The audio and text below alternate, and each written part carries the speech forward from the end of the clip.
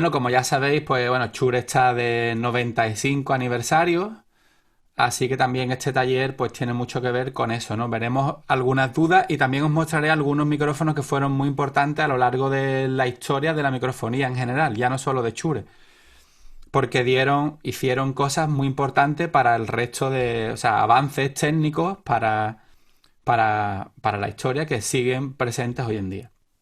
Entonces, bueno, como ya sabéis, al final haremos una tanda de preguntas. El que quiera, pues que lo comente en la pestaña de preguntas y respuestas. Y si se os ocurre alguna pregunta más, pues bueno, ya sabéis, marketing@arpro.es, ¿vale? Este mail que tenéis aquí. Así que bueno, vamos a empezar. En el 39, pues presentaron el modelo 55, el cual supuso un gran paso en la industria musical, ¿no? Ya que fue el primer micrófono cardioide, primer micrófono direccional compacto del mundo, ¿no? O sea, estaba formado por un solo elemento, ya que hasta ese momento, para conseguir ese tipo de micrófonos direccionales, había que combinar diferentes cápsulas, ¿no? Con diferentes patrones polares, omni y bidireccional. Entonces, bueno, fue muy importante la introducción de este micrófono, ya que dio pie pues a micrófonos que seguimos utilizando hoy en día, como por ejemplo el SM58. Aunque no es la misma cápsula, pero bueno, aquí como que empezó todo ese tipo de cápsulas en funcionamiento. Después, unos años después, pues presentaron el 55S, una versión más pequeña, con algunas actualizaciones en tema de circuito y tal. Y bueno, fue muy famoso porque lo utilizaba Elvis Presley en sus conciertos, entonces bueno, popularmente pues este es como es conocido como el micrófono de Elvis, ¿no? Aquí vemos una foto donde Elvis Presley con el 55, Billie Holiday también, la famosa cantante de jazz, y aquí Martin Luther King en su famoso discurso de I Have a Dream, pues también entre más micrófonos también estaba el 55. Entonces, como veis, bueno, fue un micrófono que, aparte de la estética, que por supuesto que fue innovadora y es muy vistosa, dio un paso a nivel técnico en el campo de la microfonía. Hoy en día, básicamente, tenemos el 55SH, la serie 2, y el Super 55. Similares, pero con algunas diferencias. La primera diferencia más clara es que tienen un patrón polar diferente. Mientras que 55SH tiene un patrón polar cardioide, el Super 55 tiene un patrón polar supercardioide. Para aquellos que no estén familiarizados con qué es un patrón polar cardioide y supercardioide, pues bueno, un patrón polar cardioide capta más ancho por la parte delantera, la parte de captación tiene un ángulo mayor y su parte de rechazo del sonido está justo detrás, la parte trasera del micrófono. Mientras que un patrón polar supercardioide tiene un ángulo de captación más estrecho, capta un poco de señal por detrás y su ángulo de rechazo está en los laterales.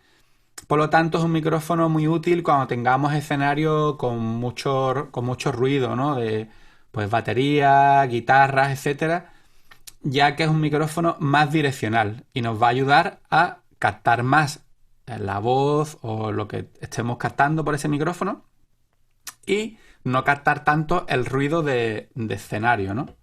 Que a veces pues nos va a ser clave, nos va a venir muy bien pues, para evitar acople, en fin, todo el tema de follón de monitores.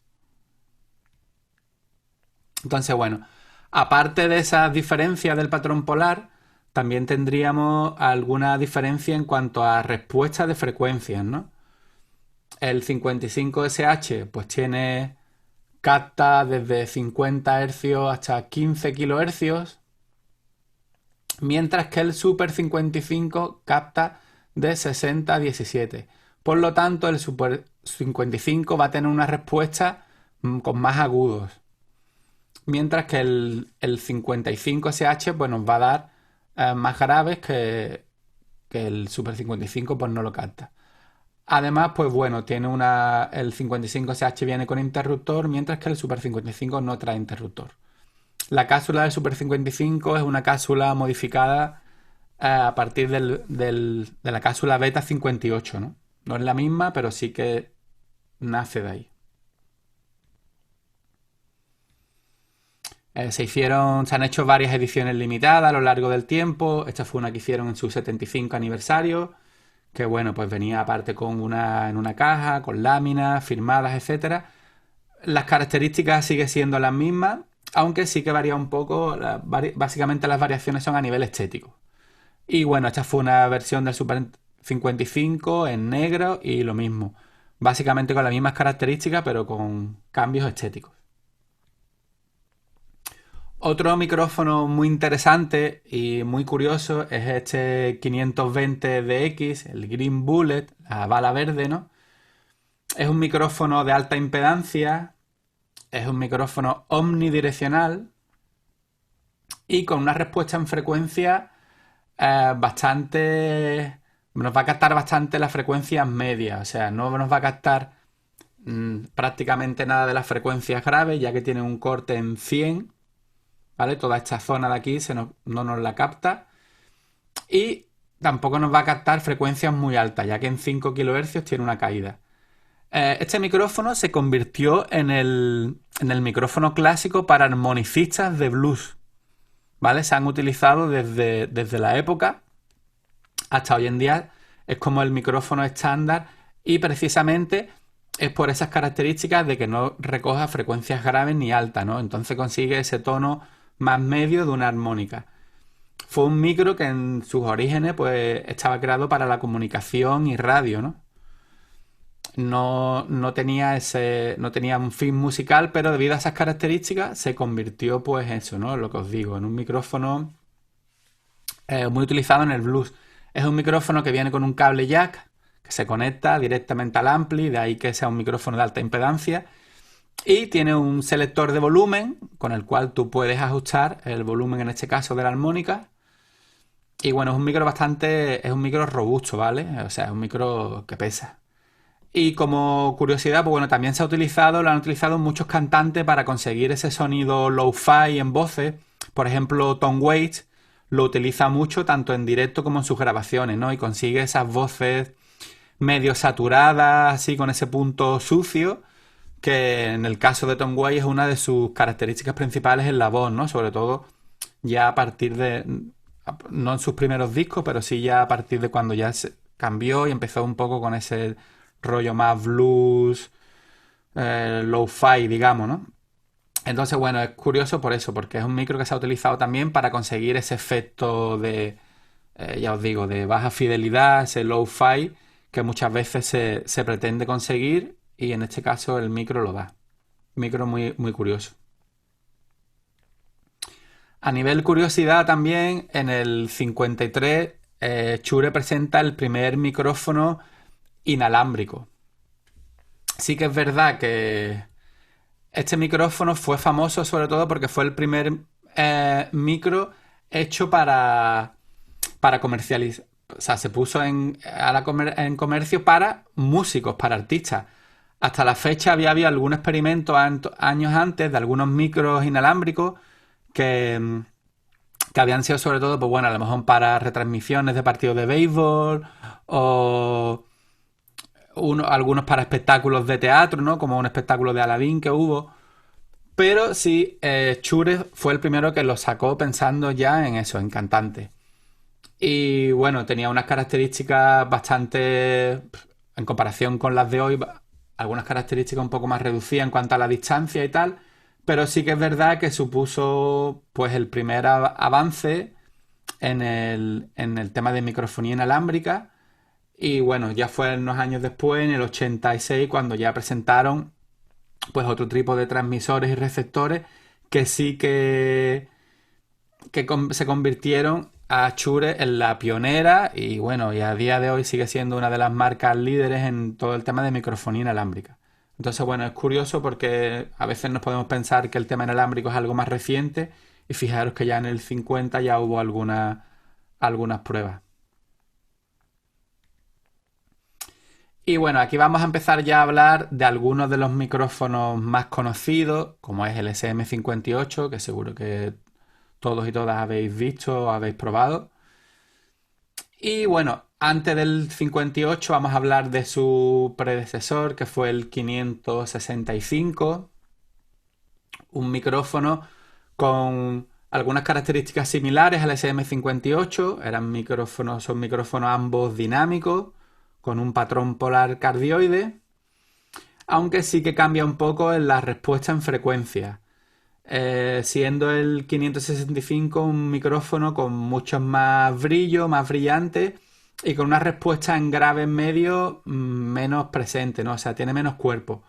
Fue un micro muy emblemático, muy famoso, porque se utilizó en Woodstock. De hecho, si veis vídeos del festival de Woodstock, veréis a muchos utilizándolo.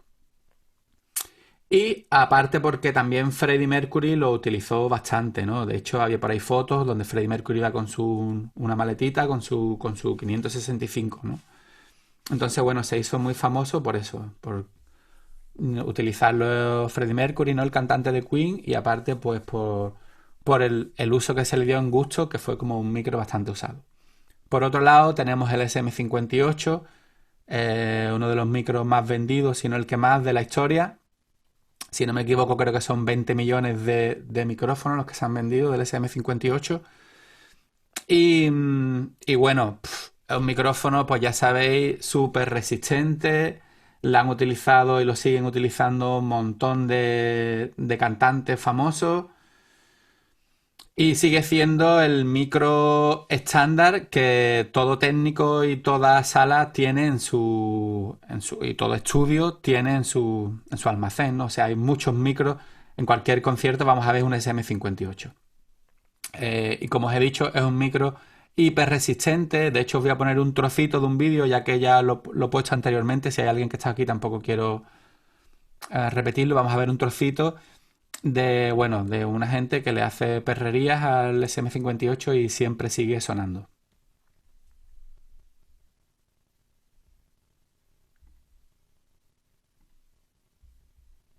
In the world, the SM58. We're gonna drive over with this pickup truck a couple times.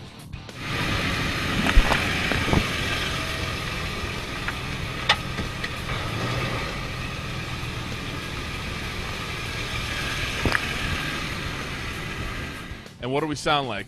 We get an audio? So the grill is supposed to dent. It acts like a crumple zone. Just because your grill is dented does not mean the microphone is broken. So we've thrown a 58 into the ocean. We've run over it in a pickup truck. We also regularly test our microphones and all of our products for heat and humidity. So while we're back here at Musician's Friend headquarters grilling up some lunch, we thought we'd also check the 58, little heat test. How's it sound? We getting a signal? Yeah? Bueno, como veis, pues el 58 pues, es un micro súper batallero. O sea, si aguanta un camión o una barbacoa, hay otro capítulo por ahí de estos mismos donde lo tiran desde no sé, un cuarto piso, en fin, le hacen perrerías y siempre suena. Por lo tanto, es un micrófono muy utilizado en escenarios. Y pues claro, si se cae o se tiran al suelo, ¿no? Cantantes como Iggy Pop o ese tipo de artistas donde revientan el micro contra el suelo y tal, y el micro siempre funciona. Y por otro lado tendríamos a su compañero, el SM57. Ahora veremos las diferencias entre el SM58 y el SM57, pero quería mostraros un poco también de dónde viene, cuáles son sus predecesores, digamos, ¿no? En micrófono. Y el SM57, pues su predecesor sería el 545, un micrófono dinámico, cardioide. Otra de las características, tanto del 545 como del que hemos visto antes, tiene una impedancia conmutable, o sea, puede trabajar en baja impedancia y en alta impedancia.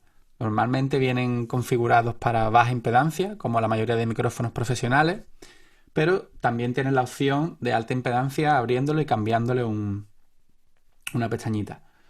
Así que, bueno, es un micrófono igualmente, pues, como os he dicho, con un patrón polar cardioide, ambos micrófonos dinámicos y con una respuesta en frecuencia diferente. Este va a captar menos frecuencias graves y nos va a dar un sonido más agudo, ¿no? Más frecuencias más altas, a diferencia del SM57.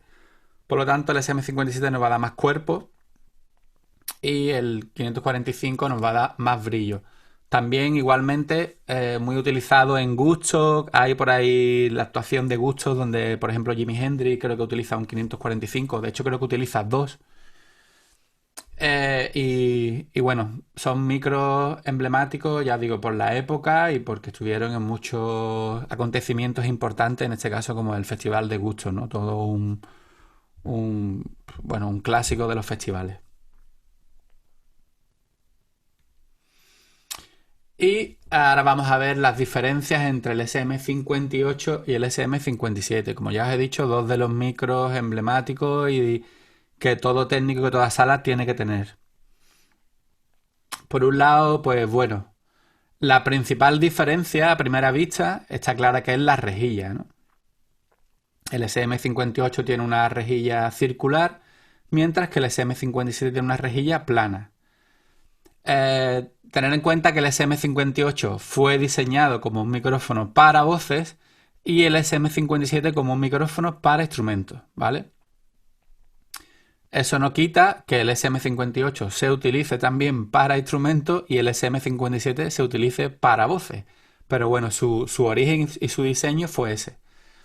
Debido a ese diseño, el SM58 tiene esta rejilla circular donde dentro pues, se encuentra un filtro antipop y un filtro para viento. Con el filtro antipop, pues bueno, vamos a reducir todas esas consonantes oclusivas, ¿no? Como la P, la B, la T. Y aparte, pues va a rechazar el sonido del viento, ¿no? Gracias al paraviento. Mientras que el SM57 no tiene ni filtro antipop ni filtro de paraviento. Sí que hay rejillas, o sea, sí que hay filtros que se le pueden incorporar perfectamente al SM57. Como os decía antes, si en el caso de que algún cantante, que hay muchos que le gusta utilizar el SM57, ahora os diré por qué, pues se le puede incorporar perfectamente un filtro antipop. Entonces, una de las características principales que tiene este diseño de rejilla es que van a generar un efecto de proximidad diferente. El efecto de proximidad, ¿vale? Para el que no lo tenga claro o no lo sepa, significa que pasa solamente en los micrófonos directivos, ¿vale? Los micrófonos, como en este caso, cardioides, donde cuando acercamos el micrófono a la fuente sonora, ya sea una voz, o sea, ya sea un cantante que se le acerca a la boca o ya sea un amplificador, nos va a dar un realce en frecuencias graves, ¿no? Entonces, eso sería el efecto proximidad. Es importante siempre tenerlo en cuenta porque, como ya os dije también en el taller anterior, a veces nos va a beneficiar y otras veces nos va a fastidiar. En el caso de las voces nos va a fastidiar la mayoría de las veces y en el caso de instrumentos pues está muy bien tenerlo en cuenta, ya que si por ejemplo estamos sonorizando una guitarra y queremos sacarle aún más grave sin tener que forzar el ecualizador, pues podemos acercarle el micro y vamos a tener una respuesta más grave. Entonces, bueno, es debido a esa forma de las rejillas la que hace que tengamos un efecto de proximidad diferente. Y también es debido a esta forma de las rejillas nos va a hacer un realce en 5 kHz en el SM57 que en el caso de las voces nos va a ayudar a darle presencia y a que sea más inteligible, ya que en torno a 2 o 6 kHz esas frecuencias nos ayudan siempre a realzar la voz, ¿no? Entonces, es por eso el por qué a muchos cantantes les gusta el SM57, ¿no? Porque tiene ese realce en esa frecuencia que nos va a ayudar a que la voz pues tenga un poco más de presencia. Entonces esas serían las principales diferencias, ¿no? La respuesta en frecuencia, pues bueno, el SM57 nos va a dar más grave, aparte de que capta hasta 40 Hz, como ya os he dicho, como tenemos un efecto de proximidad diferente, nos va a dar mucho más graves que el SM58.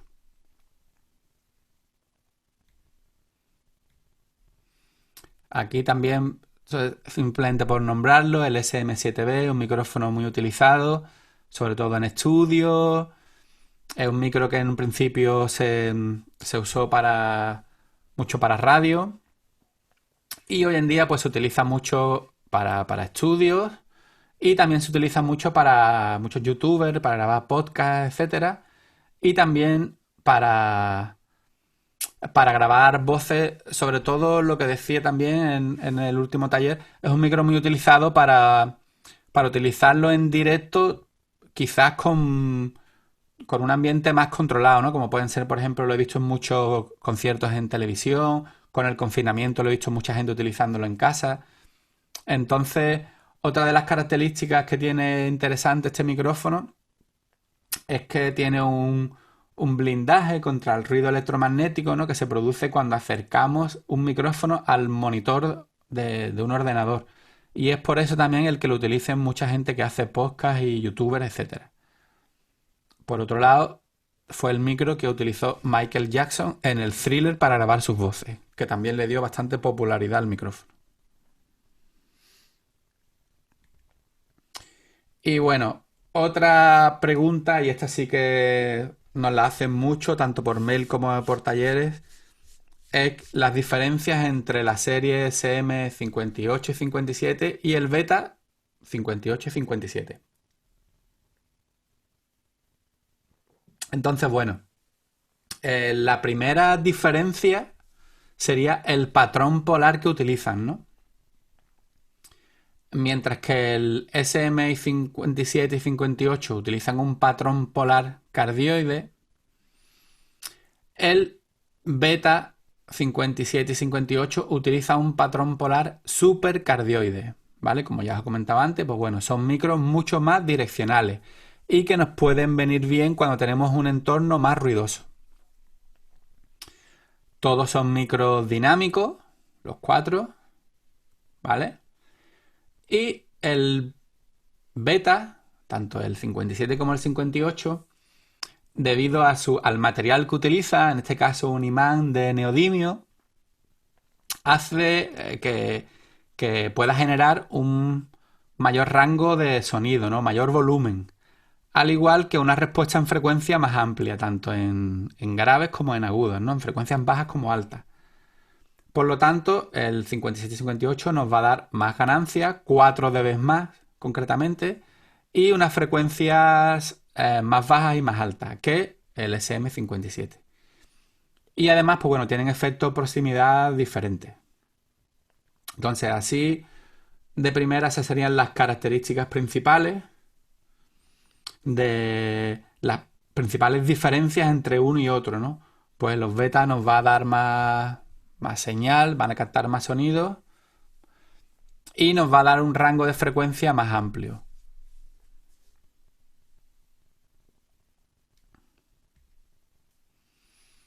Otra diferencia, otra pregunta importante es en qué se diferencia el Beta 87, tanto el modelo A como el C, y el Beta 58. La primera diferencia es que el Beta 87 es un micrófono de condensador, mientras que el Beta 58 es un micrófono dinámico. Como ya sabéis, los micrófonos de condensador hay que alimentarlos con Phantom. Si un micrófono de condensador no está alimentado por Phantom, no va a funcionar. Entonces esa sería la primera diferencia clara.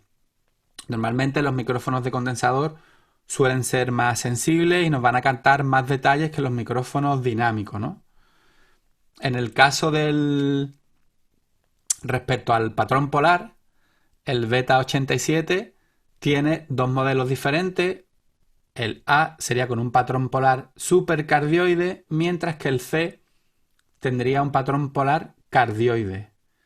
En el caso del A nos va a cubrir hasta 20 kHz frecuencia y en el cardioide un pelín menos, en torno a los 16. Y mientras que la respuesta en frecuencia del beta 58 pues suele ir de 50 a 16 kHz. O sea, además tiene una respuesta en frecuencia configurada con un realce, el beta, entre 7 y 9, mientras que el 58 tiene un realce entre 3 y 9 kHz. ¿Qué significa esto? Pues bueno, el beta 87 nos va a dar más frecuencias altas que el beta 58. ¿Vale? Eso es importante tenerlo en cuenta, ya que depende del tipo de voz, depende del tipo de contexto, nos va a interesar más uno que otro. Al final, el tema de los micrófonos es súper importante saber las características, saber su comportamiento en cuanto al el patrón polar, etcétera. Pero al final también es muy importante probarlos. Yo siempre aconsejo, pues bueno, eso, que se vaya a probar, ya que cada cantante tiene una voz, tiene sus peculiaridades y por supuesto cada estilo tiene también sus peculiaridades, ¿no? Entonces, no significa siempre que más de una parte sea mejor o peor, simplemente que está bien saber las características y ya después, pues bueno, buscar lo que más nos interese a cada caso concreto. Entonces, bueno, el 87 va a ser un micro que viene bien pues para cantantes que necesitan reforzar esas frecuencias altas, ya que nos va a dar pues esos detalles más en frecuencias agudas, ¿no? Y además, pues nos va a detallar más las consonantes sibilantes, ¿no? Las S, las C, mientras que el 58 nos va a reforzar más esa parte de frecuencias medias altas, ¿no? Entre 3 kHz y 9 kHz, que nos van a ayudar para realzar y darle calidez a la voz. Y también se puede utilizar en algún instrumento. ¿Vale? Y bueno, prácticamente vamos a ir acabando ya.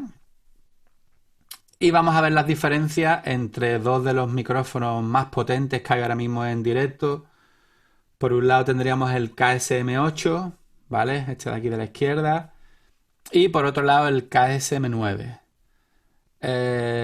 Sí que os aconsejo que estos micros es interesante probarlo porque la verdad es que la diferencia es abismal. De hecho, en los talleres que hacemos normalmente en tiendas solemos hacerlo con un KSM8 y como casi siempre invitamos a músicos a tocar en los talleres para ir haciendo un simulacro real de prueba de sonido, ¿no? Vamos sonorizando con un músico y muchos de los músicos que lo han probado en los talleres han flipado, ¿no? En ese sentido de que, hostia, porque se nota mogollón la diferencia. Vamos a ver un poco las características y las principales diferencias. Por un lado, la principal diferencia es que el KSM8 es un micrófono dinámico, mientras que el KSM9 es un micrófono de condensador. Ambos tienen doble diafragma.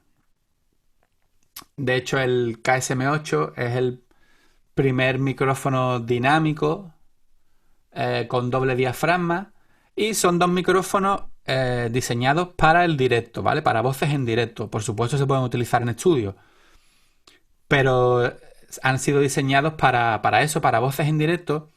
Y gracias a ese doble diafragma nos desaparece casi al 100% el efecto proximidad. O sea, va a desaparecer eso de que conforme el cantante, en este caso, se acerca al micrófono, vamos a tener un realce en frecuencias graves.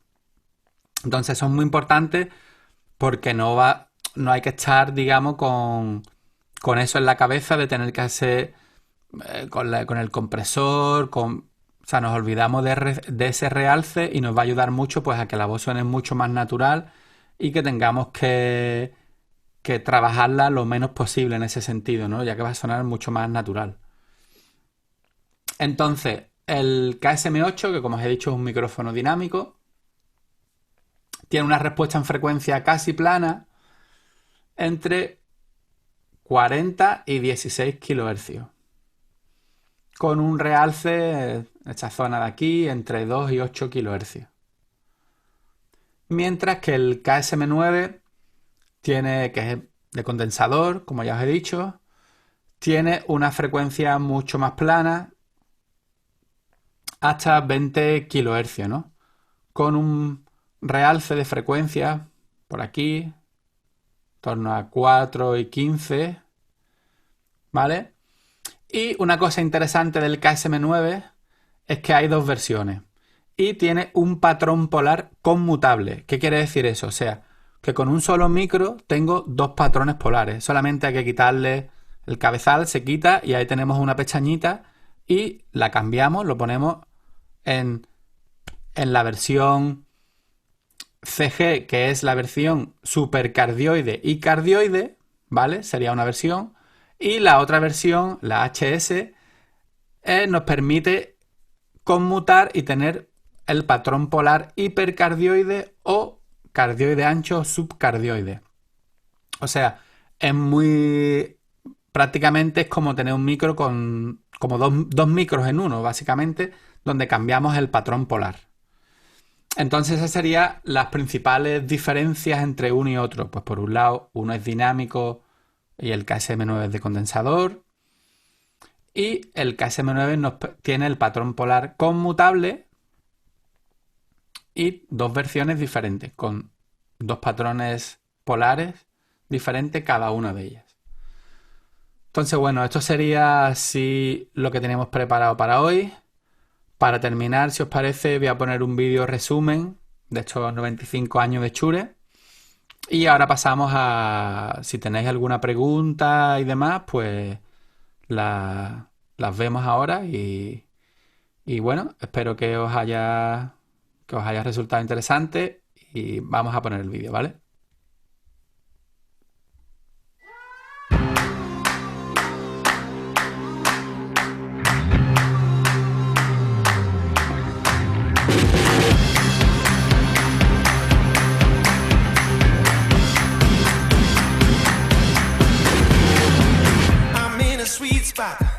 I'm feeling good. The sun is shining. I knew it would. The world's a playground. I'm in the clouds. Let me show you what it's all about. Check it out. I'm gonna light it up. Yeah, I'm gonna light it up. Check it out. I'm gonna light it up. Yeah, I'm gonna light it up. Just check it out. I'm gonna light it up. Yeah, I'm gonna light it up. Let me show you what it's all about. Check it out.